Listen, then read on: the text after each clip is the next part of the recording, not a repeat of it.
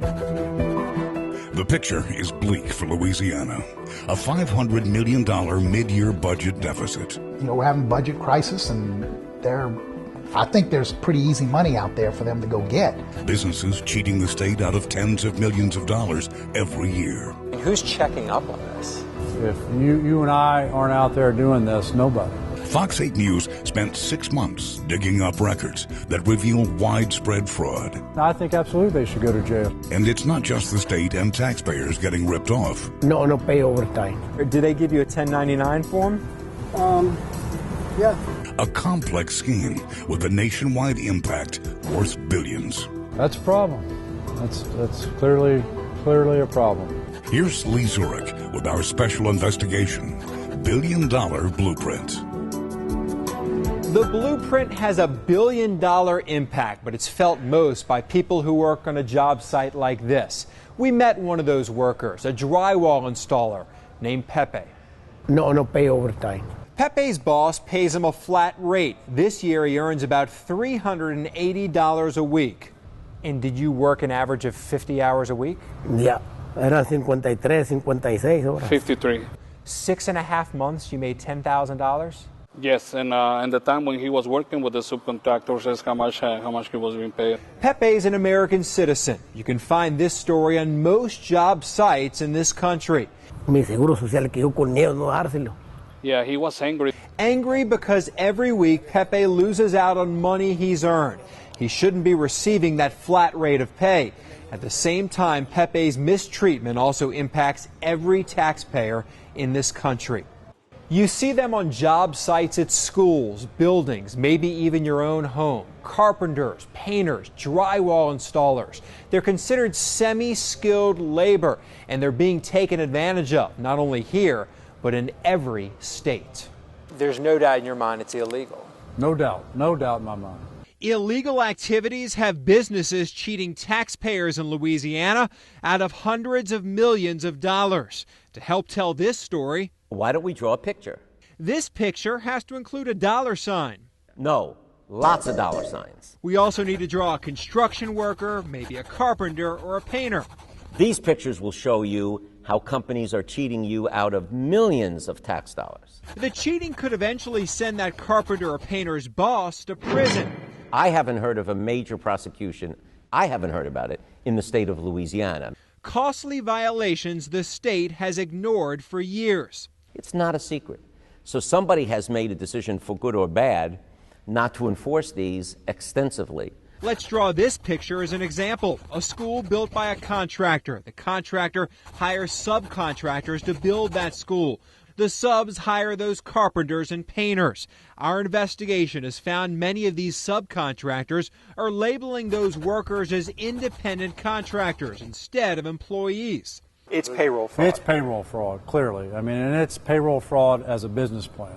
The business model is called misclassification of employees. And the reason for all of those dollar signs, according to our research in Louisiana, it costs taxpayers annually at least $250 million.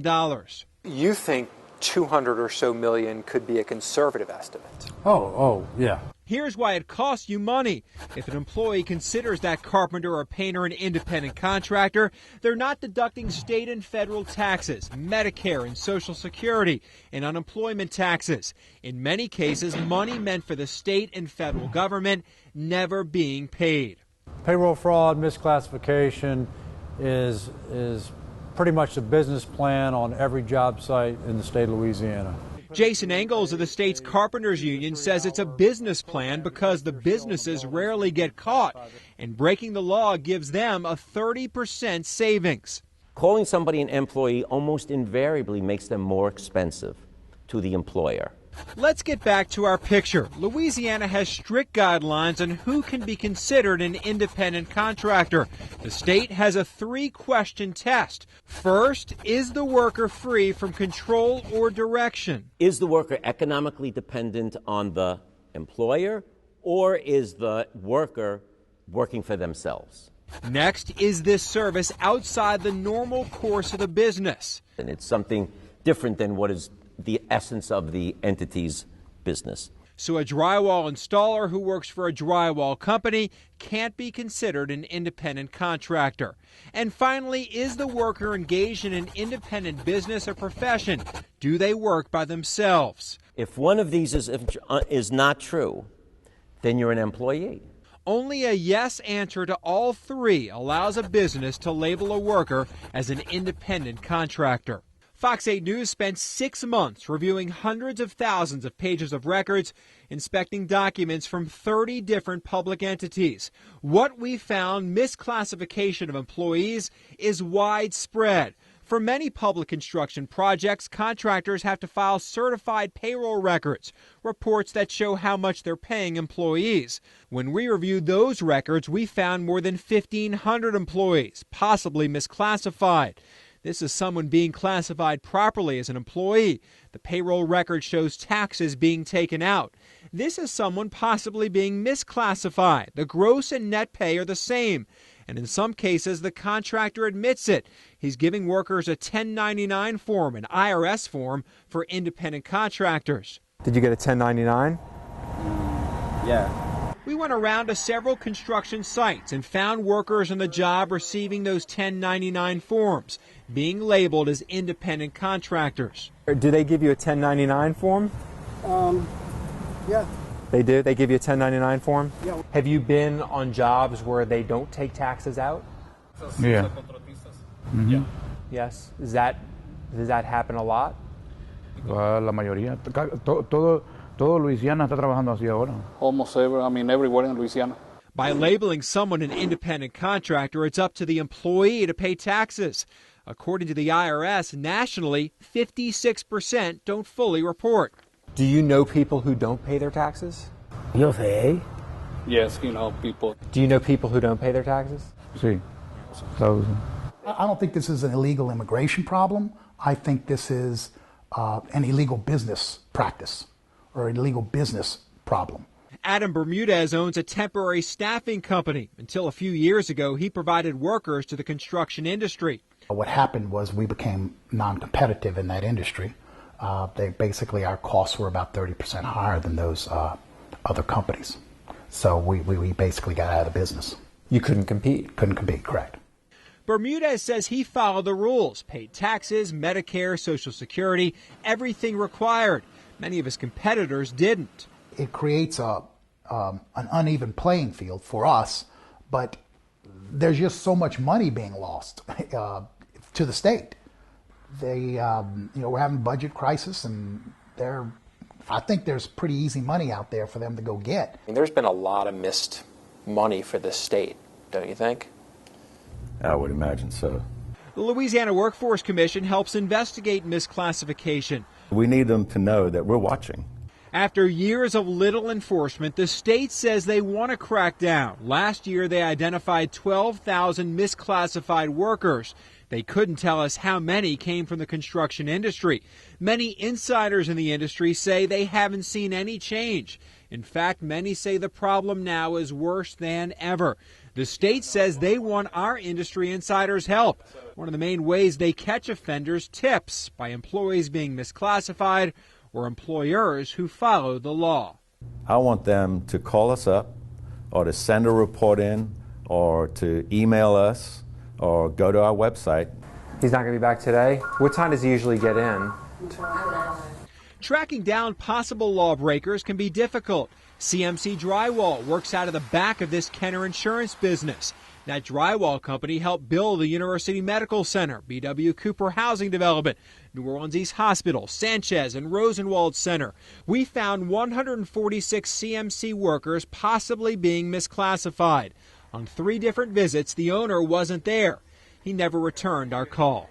We're doing a story on misclassification of workers and wanted to get an interview with someone with Han about how it appears some of the workers may have been misclassified as independent contractors instead of employees. Well, I guess you can call for an appointment. That would be great. Other companies dodged our questions. Who do I call? Tanya Han. Tanya Han? Okay, where is she right now? You're speaking to her. Okay, well, can we get an interview instead of calling for an appointment? Go ahead and call me for an interview. That would be great.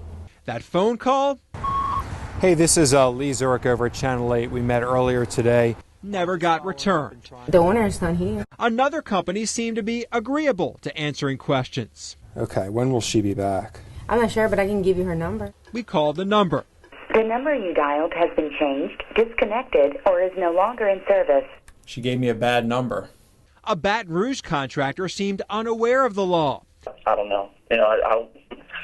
All I did was construction work. I don't know all the ins and outs of all that. That's why I hired an accountant. The big contractors we looked at follow the law, but when they hire subs, it's some of those businesses that commit this fraud. Do general contractors know what's going on? Oh, absolutely. Absolutely. It's this plausible deniability. I mean, I think everybody turns a blind eye to what's happening. Louisiana is not unique. Misclassification takes place around the country, like in North Carolina. This document shows misclassification in Charlotte. In Mississippi, a company actually filed suit to prevent us from getting records. I am imagining that the classification is not unintentional, that it's done for the purpose of avoiding taxation. So when we draw a larger picture and include the entire country, it becomes a billion-dollar problem. It's not a simple plan, but the picture is pretty clear. A blueprint worth billions of dollars for businesses to break the law. Coming up next, we'll tell you what three names, Andres Lopez Gomez, Andres Gomez Lopez, and Andres Lopez Lopez, have to do with one contractor. They're clearly confused, or they've misrepresented what they are. Plus, the records we showed you reveal the blueprint, but we also uncover more discrepancies, more potential violations. It's next in our special billion-dollar blueprint. Imagine if you filled out a document, sent it to the federal government, and the information you gave them was incorrect. You lied. It happens every day in the construction industry, as we found out in part 2 of Billion-Dollar Blueprint. You've heard the saying, a picture's worth 1,000 words. Well, this story, about 1,000 words, can be summed up with this picture. In one corner, a business owner trying to get one by you by filling out a government document improperly. In another corner, a worker being mistreated. And in the middle, the state of Louisiana, the federal government, and you, a taxpayer bilked by people trying to skirt the law. It is a blueprint. We found part of that billion-dollar blueprint involves businesses improperly filling out certified federal records. This happens in blue collar, white collar, pink collar, all kind of colors.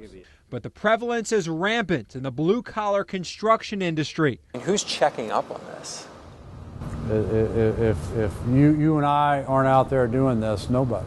On state and local construction projects funded by the federal government, contractors fill out these certified payroll reports, records that show how much each employee earned on the job. There needs to be more scrutiny over these documents when they're actually turned in. On this certified reporting form given to the city of New Orleans, a Kenner company, Lightning Construction, puts 10 digits down as its contractor's license number. It's not the company's contractor's license. They didn't have one. But what you can do with that 10-digit number, reach them by phone. That's their phone number. Yeah, that's about right. A Georgia-based flooring company worked on 2 projects for the East Baton Rouge Housing Authority at the same time. Willow Creek and Autumn Place townhomes. Look at one employee named Luis, a tile floor installer. For the same week in September of 2012, he worked 34 hours on one project, 32 on the other. That's a problem. That's clearly a problem. A problem because for his 66-hour work week, he earned no overtime. He should have been paid overtime, working over 40 hours. Businesses fill these certified payroll records out to ensure they follow federal laws. While the money for these projects comes from the federal government, it's up to the state and local governments that receive the money to police the records. Whoever is overseeing the contract needs to be also inspecting these documents to make sure they are accurate and the contractor's following the law. That's part of their contractual obligation, is to ensure that by virtue of using those federal funds that they are in compliance, which includes the receipt, retention, and review of certified payrolls. And if they're not? That's technically a violation of the contracting agency. A Pensacola steel company worked on a project at LaPlace Elementary.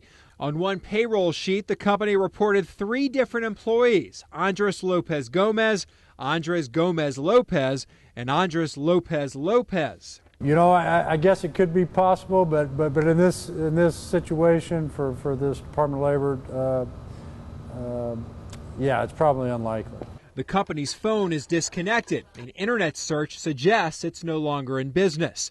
Some of the certified payroll forms came with Social Security numbers on them.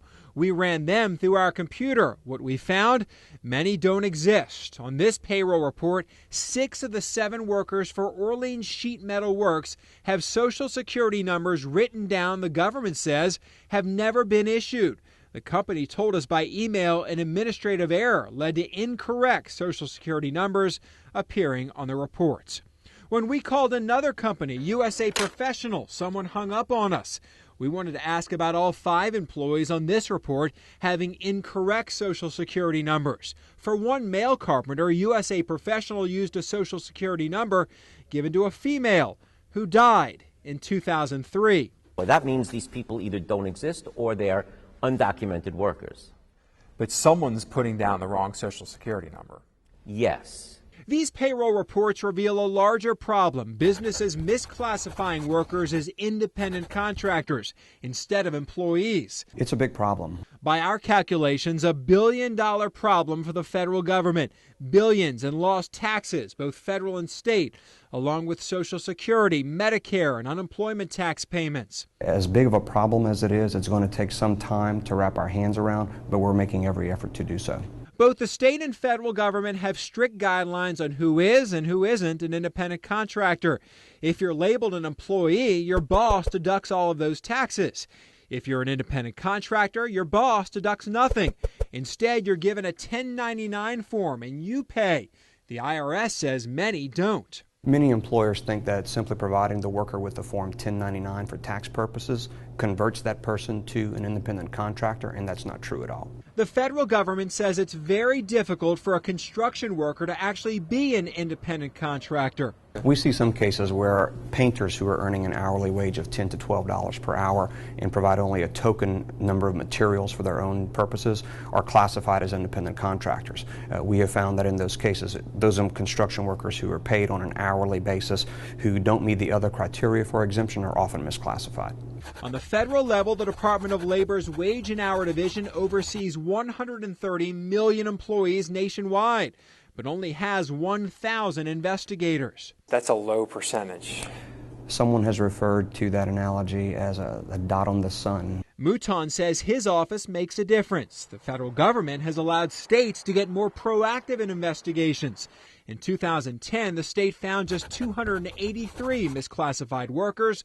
Last year, 12,000. What you're doing, I think, is going to help, since we do have a complaint line that we encourage employees to use if they believe that they're misclassified. Tell us about it. If somebody wants to tell us about somebody else who's misclassifying, that's what the tip line's for. We viewed tens of thousands of pages of payroll records, and many raised serious questions. This payroll report shows the owner of the company actually called his workers employees, but said those employees working for the company are issued 1099 forms. So he calls them employees but doesn't treat them like an employee, and instead hands them a form given to independent contractors. They're clearly confused, or they've misrepresented what they are.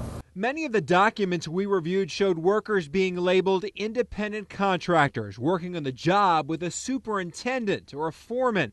Independent contractors have to essentially be their own boss with no supervision. Can you be an independent contractor when you have a foreman on the job overseeing the project? No, right, because independent contractor, you're supposed to be your own boss, right? So you wouldn't have a foreman? No, you wouldn't. So this company is clearly not following the law. Clearly employees. A picture may be worth 1,000 words, but for this story, it could have been a 2, 3, even 4,000 word picture. We could have gone on and on and on, example after example after example. It's not that difficult for employing entities to skirt around the rules. Rules being broken, a pretty picture for businesses saving money, but no work of art for taxpayers, the big loser in this billion-dollar blueprint. In that story, we showed you the employee Luis and also earlier introduced you to Pepe. Since both were treated as independent contractors, neither earned any overtime. Money both are owed, money they're not getting because their boss is breaking the law. We met a number of people given those 1099s, but many workers end up being unreported or off the books and receive cash for their work. Another consequence for these workers treated as independent contractors is when they reach retirement. While you will likely receive a Social Security benefit, they won't. And they also receive no benefits like health insurance, so if they get injured, taxpayers could be on the hook again if they need medical help. Coming up next. The state as a whole has not done a good job at enforcing those laws. One state lawmaker wants to tighten the law. That's next on Billion Dollar Blueprint. Welcome back to Billion Dollar Blueprint. Next, we'll hear from a state lawmaker who says she'll introduce new legislation next year to toughen the laws against those companies trying to cheat you out of money. Picture this, state lawmakers trying to pass a bill to stop contractors from breaking the law.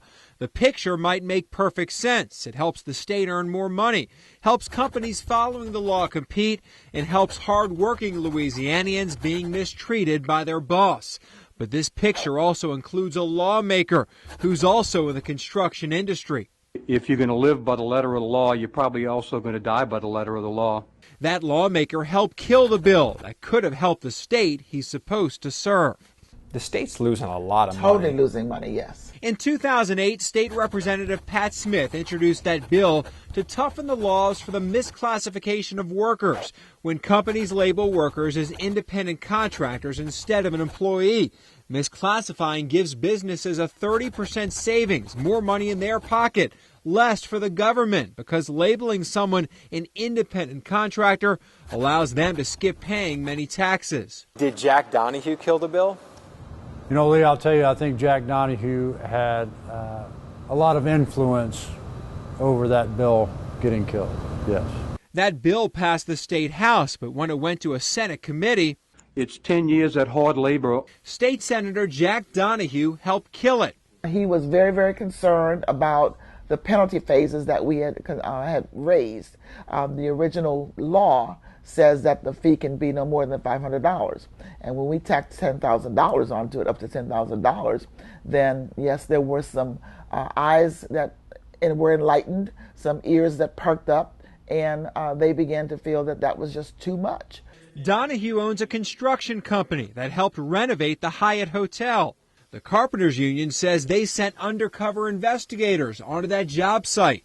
Did you find people misclassified in the Hyatt Hotel? Yeah, absolutely. We had one of our own people that confirmed that misclassification was taking place on that site. The misclassified workers didn't directly work for Donahue's construction company, but a subcontractor they hired on the job. Businesses can save tens of thousands of dollars by misclassifying their employees. Consider this, for a worker making $35,000 a year, that business owner treating him as an independent contractor means the business doesn't have to pay Social Security, Medicare, and unemployment taxes. For that one employee, it's a nearly $10,000 savings for the business. If the business owner gets caught not paying that $10,000, he gets a warning letter for the first offense and has to pay back taxes. The second time, he can get fined, and by the fourth time, he can be criminally prosecuted. If you're saving hundreds of thousands of dollars and you may get a slap on the wrist, a $250, $500 fine, why would you stop? Exactly, you wouldn't. The penalties have to be increased through legislation on these contractors to get over this slap in the wrist and really put some teeth, start putting some people in jail. State Representative Chris Broadwater thinks the laws in the books are sufficient. The state as a whole has not done a good job at enforcing those laws. The laws for not carrying workers' compensation coverage are tougher than the ones for misclassification. Broadwater says many of the companies misclassifying also fail to have that coverage. There you've got up to 10 years in prison. Here's one problem. Take the company CMC Drywall. They work out of the back of this Kenner Insurance Company. According to the State Workforce Commission, CMC carries workers' compensation coverage, but considers its workers independent contractors, a possible violation of the law. So a quick look into CMC Drywall reveals that they appear to be following the law by having workers' compensation coverage. Only digging deeper, looking closer at their business records, reveals they may be misclassifying. Catching this type of activity is proven difficult. The state says it found more than 12,000 misclassified workers last year, but wouldn't say how many came from the construction industry. But a closer look at the numbers shows those workers' compensation laws Broadwater mentioned may not be used frequently. In 2013, of the nearly 2,800 workers' comp fraud claims investigated, only 5 led to convictions. The state needs to do more, you think? I think the state, I think our local law enforcement, our district attorneys, it will have to be a collaborative effort. It is a huge problem, not only in Louisiana, but nationwide. If you don't create some type of mechanism where people are scared to do this or know there could be a stiff penalty, why should they stop? Exactly. Why should they stop doing it? State Representative Pat Smith says our stories will prompt her to try and toughen the laws again. You're going to try to do something this session. I will. Toughening laws, toughening enforcement may make picture-perfect sense for taxpayers, but it will now be up to lawmakers, including the owner of a construction company, Jack Donahue, to make this picture come to life. And Governor-elect John Bell Edwards says his administration will do a better job policing misclassification. Everybody's got to follow the law, and you can't avoid your responsibilities to pay into certain systems by misclassifying your employees, because not only are you not doing right by your employees, but you're also gaining an unfair competitive advantage over those people who do comply with the law. And so it's just like every other area of the state. We're going to make sure that people are compliant. The blueprint has cost the state and federal government billions of dollars. Workers like Pepe lose out on overtime and benefits. And honest people like Adam Bermudez get squeezed out of work and eventually business. $1 billion problem. State leaders know about it, and they say in 2016 they'll begin the process of creating a new blueprint, creating a new picture that puts those $1 billion back into the accounts of taxpayers and honest workers across Louisiana. Thanks for watching $1 Billion Blueprint.